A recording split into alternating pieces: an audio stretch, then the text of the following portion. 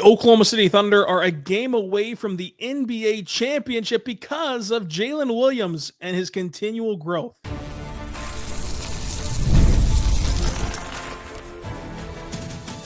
You are Locked On Thunder, your daily Oklahoma City Thunder podcast, part of the Locked On Podcast Network, your team every day.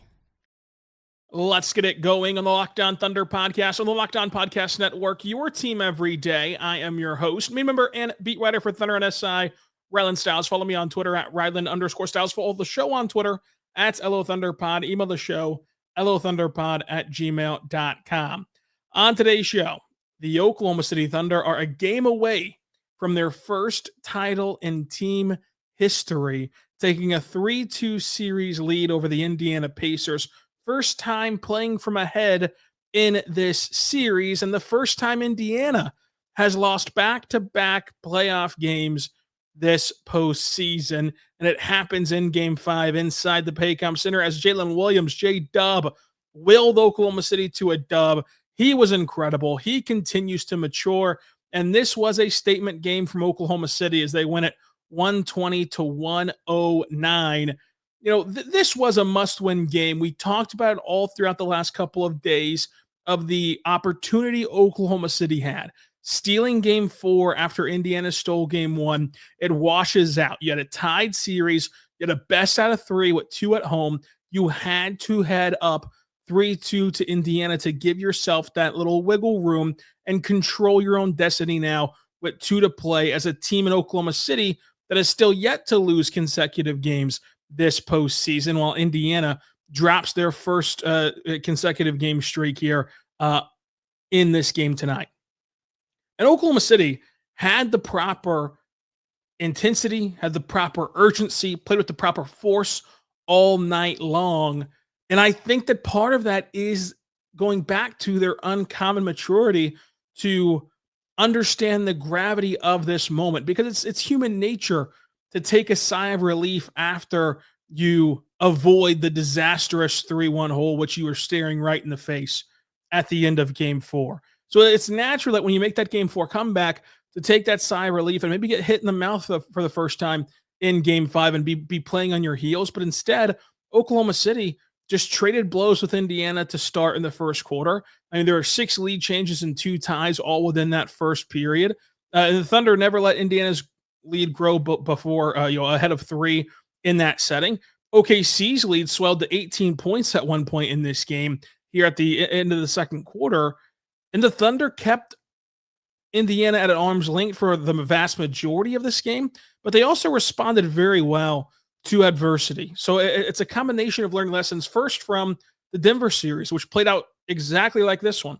Denver steals Game 1, OKC's playing on their heels. OKC makes a comeback in Game 4 to win that one, and then wins Game 5 in a dramatic fashion and is up 3-2 now. And they saw being up 3-2 just how difficult it is to truly get the job done in Game 6 on the road. It's always difficult to win closeout games. Those are the hardest ones in the series to win, as Alex Caruso said after the game. It's especially hard on the road. And they knew what they were facing, because if you drop this game and give Indiana a chance to close it out at home, that is something special for the Pacers. So they knew they couldn't afford to lose this game, and they brought that urgency as a team that we've talked about this series. They've had to learn how to replicate that desperation in times like this where it's dead even, how to land that first punch, and they did so today. And then another lesson that they learned was how to handle Indiana, because the Pacers still made their runs. Sure, they never led since the first quarter, but they still made their runs. TJ in the third quarter scored or assisted on 18 points. Like, if the Pacers win this series, TJ McCollum, goodness gracious, nobody can say TJ's name right now. TJ McCollum, gosh dang it, I still can't say it. TJ McConnell is never going to have to buy another beer, another dinner, another anything in Indiana. He's been that special for the Pacers this series. And whenever he scored or assisted on 18 buckets in the third quarter, to get Indiana back within striking distance, to let this Pacers team linger around. And then whenever they made it that 4-point game in the fourth quarter, it did feel like, okay, this is a repeat of game number 1. This is the never say die Pacers. This is how they win playoff games. This is how Indiana has made their money in this postseason. And the Thunder immediately squashed that and immediately go on a run to get their lead up above 15 points again. And that's what was so impressive, is this young team playing a 48-minute game, a complete and total 48-minute game, to where they were forcing 22 turnovers. They were running better off those turnovers. Look, it wasn't perfect because Indiana still has a really good transition defense, but they got more comfortable looks in transition, and those transitional looks turned into 3-point shots, which has been an area the Thunder have labored in, getting 3-point shots this series. But the Thunder had 32 points off of turnovers, by far, their best showing. They also in the fast break won fast break points 17-13, forcing those 22 turnovers. On the glass, they did their job. They were competitive. They were within 5 rebounds of Indiana. And then the Thunder shot 42% from the floor, just like Indiana shot 45% from the floor. But the Thunder shot better from 3, and role players typically play better at home. OKC shot 43% from 3. Indiana shot 36% from 3. Both teams, left some opportunities on the table at the free throw line. 81% for OKC, 80% for Indiana. Thunder lose points in the paint, which is kind of the first time all series besides, game 3, I believe it was, or OKC has left stuff on the table in the paint. And then second chance points did go to Indiana as well. But what Indiana did not have was their head of the snake in Tyrese Halliburton and their top guys having great games. Pascal Siakam was really good tonight, but past him, they had nothing. Where on the Thunder side of things, you had a 40-point game from Jalen Williams. On top of 31 points from SGA, 10 assists. You had Chet Holmgren being an absolute menace defensively. And then off the bench, 14 from Wiggins, 11 from Kaysen. Kaysen's most productive game of this series, both offensively and defensively with 4 steals. We'll talk all about that coming up, but I just think that the Thunder's maturity and stick-to-itiveness of Game 5 at home is what's made them uncommon all season long. And it was good to see Oklahoma City have a game like this in these finals, where they show you exactly what you've been watching for the length of this season, since October, how they've been. And now they got to do it one more time. And this is the hardest one to get. They've never been this close to a championship in their entire franchise history. They have 2 shots at winning 1 game as a team that has not lost back-to-back games at all this playoffs and only a couple times in the actual season. The blood's in the water. Can the Thunder go close it out? And the reason I believe that they can is because of Jalen Williams, who we're going to talk about coming up. The first one's here right now, but good friends over at FanDuel. Go check out FanDuel today because FanDuel is awesome. The NBA playoffs are in full swing, and every night delivers highlight-worthy performances, major momentum shifts, and can't-miss moments, whether it's game-winning shots or breakout players. There's never been a better time to get on the action than FanDuel. Make it easy to stay in the game before tip-off, even live bets with player props, player performances, trends, and same-game parlays. Fans have more ways to win than ever right now at FanDuel.com. If you're new to FanDuel, it's the perfect time to sign up for the end of the NBA Finals. Head to FanDuel.com, place your first $5 bet. If it wins, you get $200 in bonus bets. FanDuel.com, place your first $5 bet. If it wins, you get $200 in bonus bets. Make every moment more with FanDuel, the official sports betting partner of the NBA. And right now, early line for Game 6 in Indiana. Thunder, 5-point favorites on the road in Indy. Check it out today at FanDuel.com. We're back on the Locked On Thunder podcast, on the Locked On Podcast Network, your teams every day. Here, talking OKC being 1 win away from the NBA Finals. Make sure you go and subscribe to Locked On Thunder anywhere you get your podcast from, including on YouTube. And let's talk J-Dub. 40 points for Jalen Williams. A third-year all-star, all-defensive member, all-NBA member, just had a 40-point game in the NBA Finals. This is rarefied air. Third-year players are not supposed to help you win championships. Third-year players are not supposed to be the second option on title teams. And I think that sometimes we look at the second option and kind of box them into, right? Boxing them into, well, can they just score the second most amount of points? But the reality of your number two option is shouldering much more of the load than just that. It's why Jaylen Brown won Finals MVP last year alongside Jason Tatum. It's why that Jokic needed the Jamal Murray playoff run and to get his title. He's widely considered the best player in the world. He needed help. Every player has needed help. Every player has needed moments from other guys. The Kyrie shot to help LeBron come back 3-1. Every single championship has had players and moments and running mates, and Jalen Williams delivering this as a third-year player is beyond an anomaly.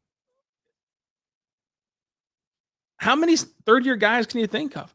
Because all those guys that we just named had their moments of disappointment, had their lessons that they had to learn. This is the second ever playoff run for Jalen Williams.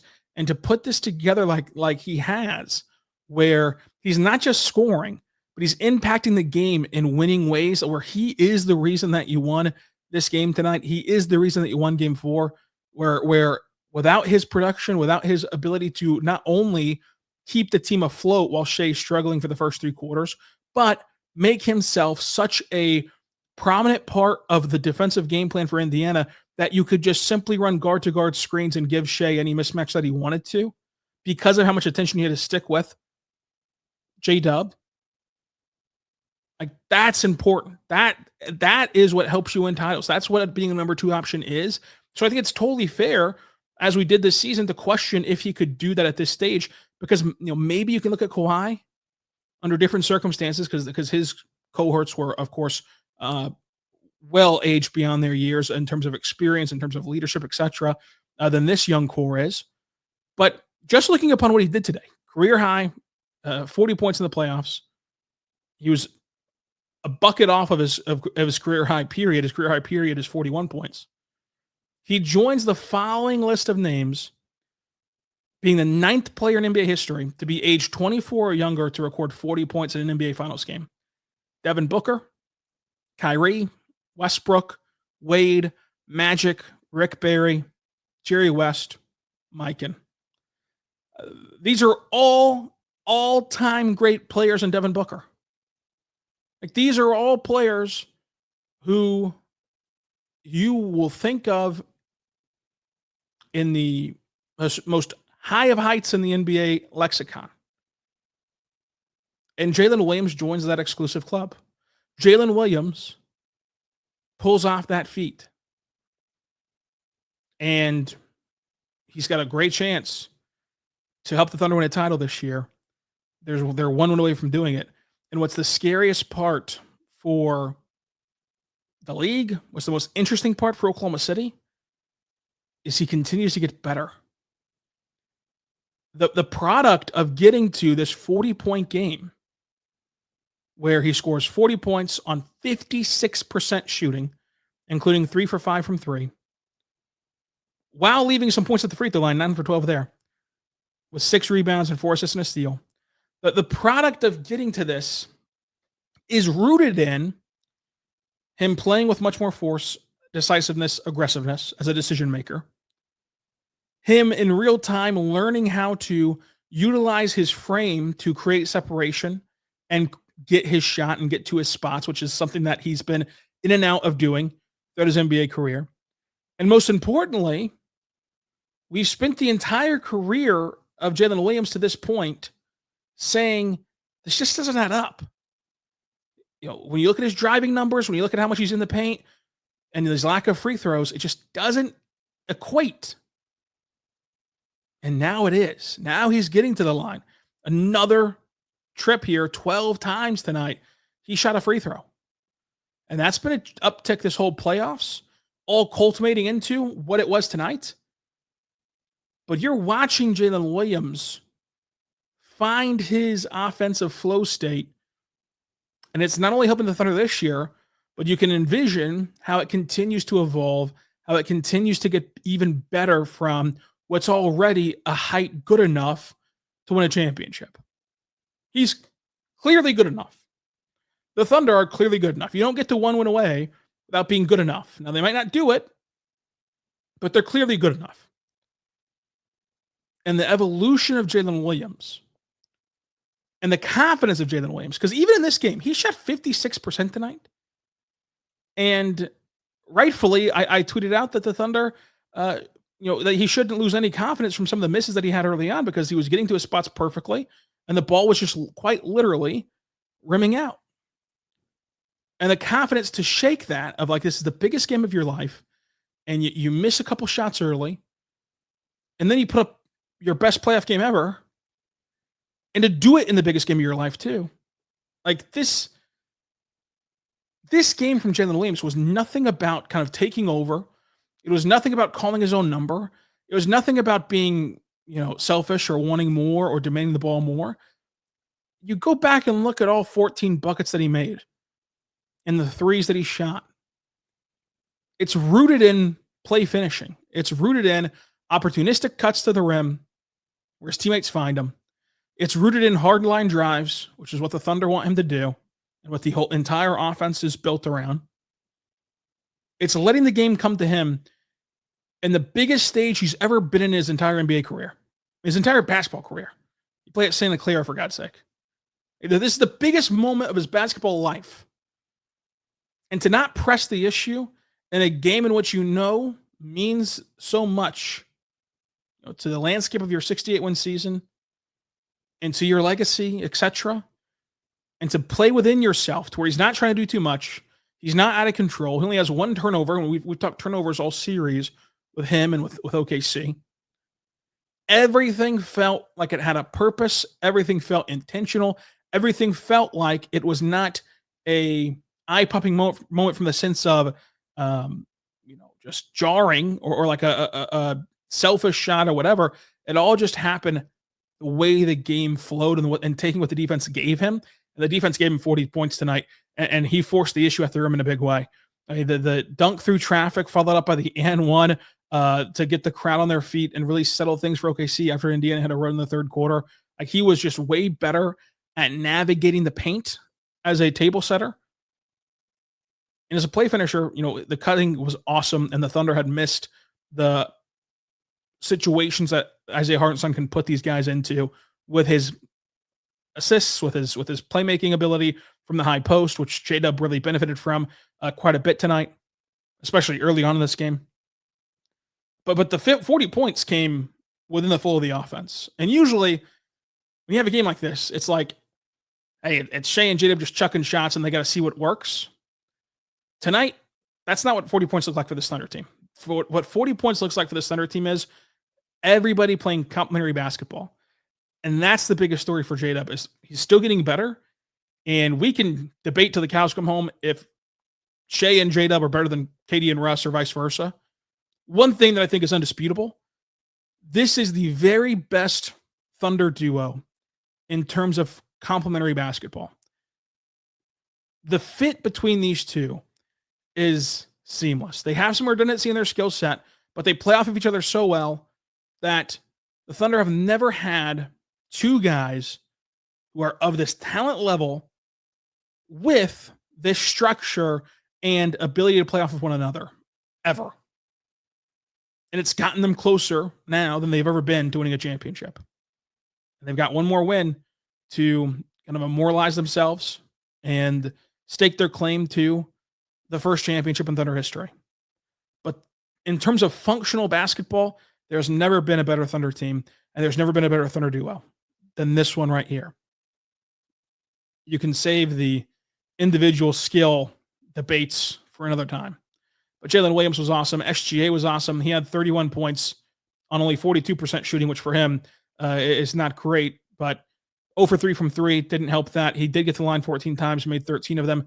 He had 10 assists after having 0 in game 4. And some of that is just as simple as a make or miss league. But there were moments where Indiana is trying to make Shai play in a crowd, and they are blitzing off the pick and roll, and they're putting him in situations where he has to pass, and he's making these whip passes to the top of the key for Casey Wallace to knock down a 3. He's making these skip passes to the corner, and he's keeping the ball with energy to where he had 10 assists tonight. There are a couple potential assists. There are also a couple hockey assists where he doesn't get credited for it, but he passed it to the guy who has to pass one more to get the bucket for OKC. where his playmaking really shined tonight. I still think that that's the best move for Indiana. Like, yeah, it could result in J-Dub having 40 points, and it could result in Wiggins having 14 off the bench and Kaysen having 11 off the bench. But you take your chances at that point because you know what playing Shai one-on-one results in. You know what giving Shai, the switches that he wants results in. Whereas this other stuff is very variant, like the Lou Dort 3-for-6-3 is very variant, where Shai is a constant. And so, like, I thought that they did a good job defending Shai, and he still got to 31 points, 10 assists, 2 rebounds, 2 steals, and 4 blocks. And his ability to impact the game defensively has been felt this series, especially as a help side defender, where he's jumping entry passes, he's crashing down into the paint and getting blocks from behind and helping his team secure stops. And Indiana also helped the Thunder rack up as many steals as they did, because some of these steals, Indiana just gave it to him on a silver platter, and the Thunder said thank you and went the other way and tried to capitalize in transition. But J-Dub is, of course, the story tonight. And really, it's the entire big three, because Chet Holmgren does not have a box score to write home about, does not have a box score that you will remember when you reflect on this series. You'll be able to tell who watched Game 5. You'll be able to tell who watched Game 5 in 20 years from now by what they think of what happened to Chet Holmgren tonight.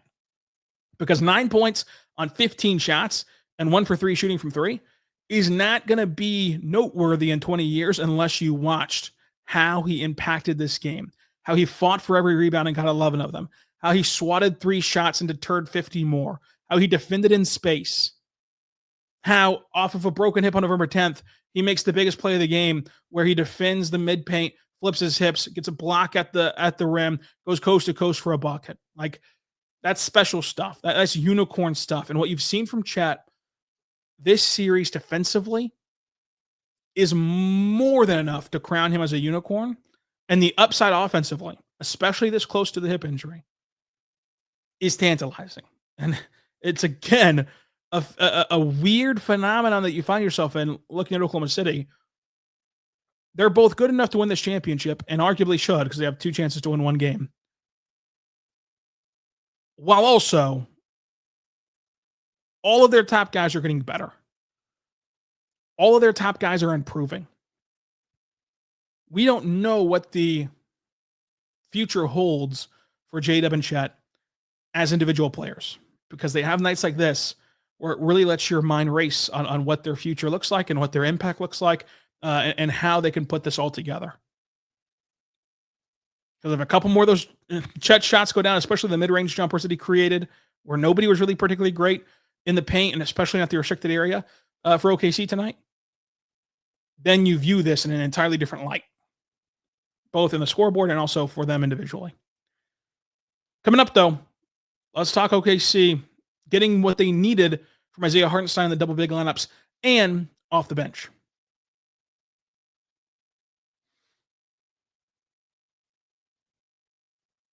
We're back on the Locked On Thunder podcast, on the Locked On Podcast Network, your teams every day. The Thunder had great defense from Chet Holmgren. I mean, they again changed Shai's rotational patterns, partly because J-Dub wasn't on fire so much, but also because they found something in Game 4 that really kept him fresh down the stretch of these games that they really liked, and I like that they went back to. But Shai's and 1 off the steal that put the Thunder back up double digits with 6:14 left felt like the opportunity for OKC to extend this game, and they did. An 18-6 run, up 14 with 4 minutes left, really put the nail in the coffin for Game 5. And so SGA had his moments, J-Dub had his moments, Chet had his moments, and then from there, you got complementary basketball. You got complementary basketball with your bench unit in terms of capitalizing on their chances. 4 for 7 from 3 for Wiggins, 3 for 4 from 3 for Kaysen, and then Lou Dort went 3 for 6, while Lou Dort absolutely took out Therese Halliburton. And I get Therese Halliburton's hurt. And I totally do buy into him being hurt. Obviously, you can tell it just by his movement, individual, isolated from how good OKC's defense has been. He's not moving right. But the Thunder have done a good job of making him be a guy who can't even get a shot attempt up in this game. In Game 5 of the NBA Finals, he can't even make a bucket. Right? He ends up attempting 6 of them total, makes none of them from the floor, goes 4 for 4 at the free throw line to get his 4 points. Again, part of that is injury. Part of that is the Thunder's intensity level with their all-time great defense. So you can attribute that how you want to, but I think that Lou Dort deserves a ton of credit for the game that he played. 9 points, 2 steals, a block, three assists, 8 rebounds, the 5 offensive rebounds. Like, it just feels like Lou Dort flies in there at a opportune time to get every long carom off the rim and to create more possessions for OKC.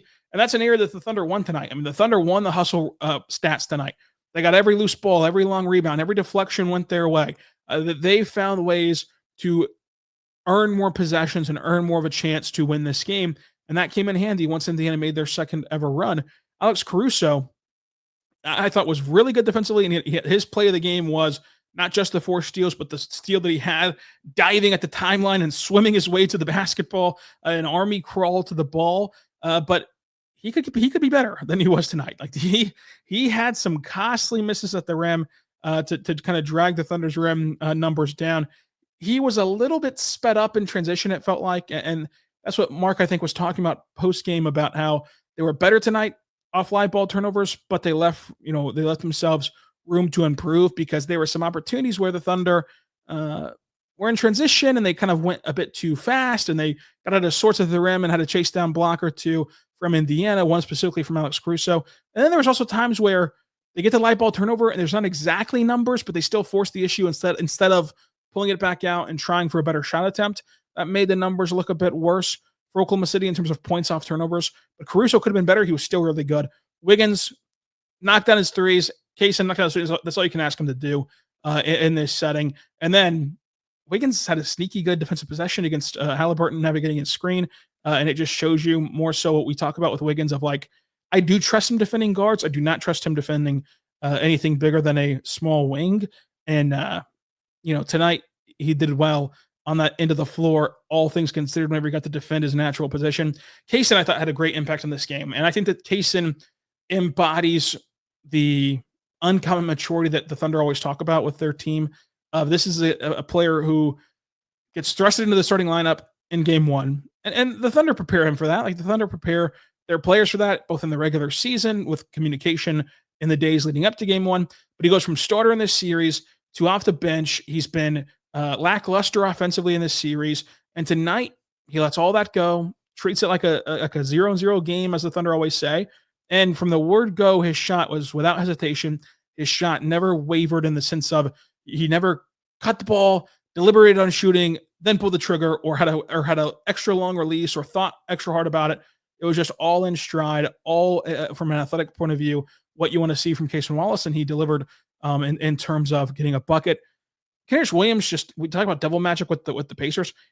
There's just something about Kenrich Williams that, like, no matter how many minutes you give him, no matter the fact that he doesn't score, he just helps you win. And tonight he had an assist and a rebound, but it felt like he had even more of an impact than that. And he had +4 in the box score, plus minus. And I'd go as far as to say, of any player who's played more than 3 minutes in an NBA Finals that averaged 0 points, Kenrich Williams is having the best finals of that category. He doesn't score, but he continues to help the Thunder be in the right spots and just kind of have a steadying presence. It was interesting to see the Thunder, not dip into the rotation a ton. Isaiah Joe, the one that got cut out tonight. I don't blame the Thunder for that. I think that the Thunder, we're going to rely on Wiggins in the sense of, to me, it felt like they looked at this rotation and said, you can only afford to have one streaky score / below team average, again, team, not league, below team average defender. Let's go with the guy who can score at all 3 levels versus the guy who can just play a play finishing role as a catch and shoot shooter.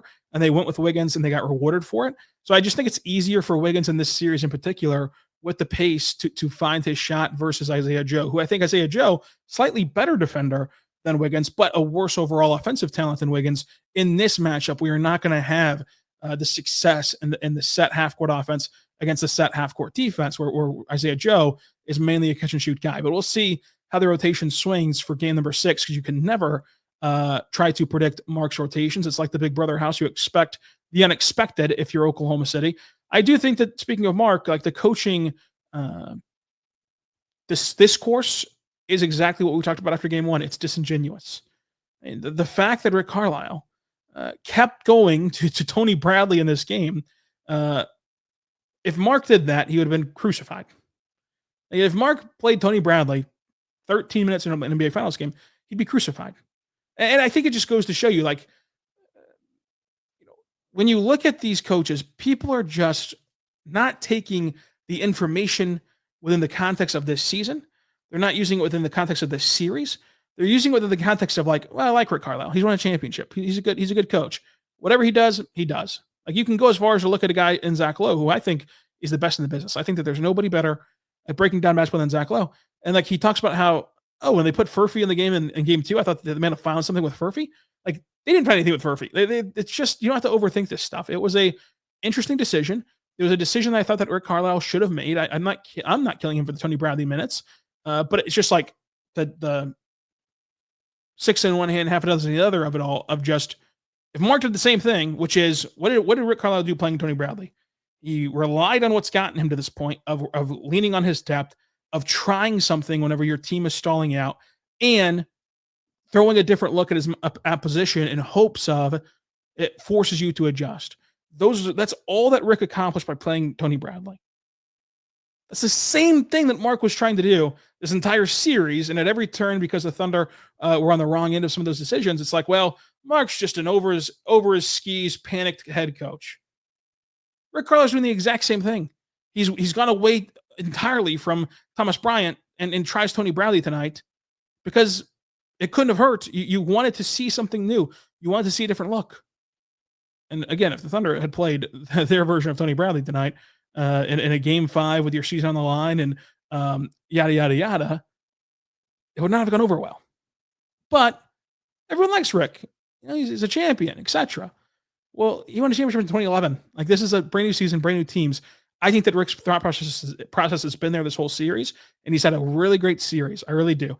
I think that Mark's had a good series. I think that with Mark, we just don't have the well, he's a champion card to lean on. So anything he does that even remotely doesn't produce, we just point to and saying, well, that's wrong. But in reality, again, the starting lineup change has been what people mostly complain about. The starts for these games have only been a problem once this entire series, and it was in game 4 when they started double bigs. Like, it wasn't a problem tonight whenever they started double bigs. It wasn't a problem in game 1 and 2 or 3 when they started single big. It was a problem one game, and it was the one game where he went back to what you crucified him for going away from. Playing AJ minutes in the first game is even less consequential than 13 Tony Bradley minutes in game 5, and it was for a purpose of, hey, all year long we've been trying to explore our lineups and see if we can get a playmaking punch from AJ Mitchell in this NBA Finals contest, and you don't really know until you try it. Same thing with Rick Carlisle. You don't really know if Tony can produce till you try it, and it didn't really hurt you at all. He was a +2 in his minutes. It's fine. But Rick Carlisle will not have to face the feet to the fire that Mark did. And that's just the disingenuous nature of it. People don't understand how to discuss coaching decisions because they don't really understand basketball too well. So they just blanket as like, well, the Thunder changed their starting lineup and it lost. Terrible move. Terrible move. Spoiler alert, had the Tyrese Halliburton buzzer beater not gone in, it would have been, what a gutsy move by Mark. He changes the starting lineup as a 68-win team, and they get off to this hot start, and then they gut it out and win it in the end with no bigs on the floor. We just play the results on this stuff too much. Tony Bradley minutes were fine. It is in line with their identity. I just would wonder why the same courtesy isn't extended to a coach of the year who is a game away from winning his first championship, which would tie him for Rick Carlisle as a head coach. Alas, let's see if the Thunder can close it out. We'll have much more for you, including our crossover at Tony East, and including another pod, which will either have a special guest or just be a simple mailbag. So drop your questions down below on YouTube and on Twitter at Rylan_Stiles. And until next time, be good and be good to one another.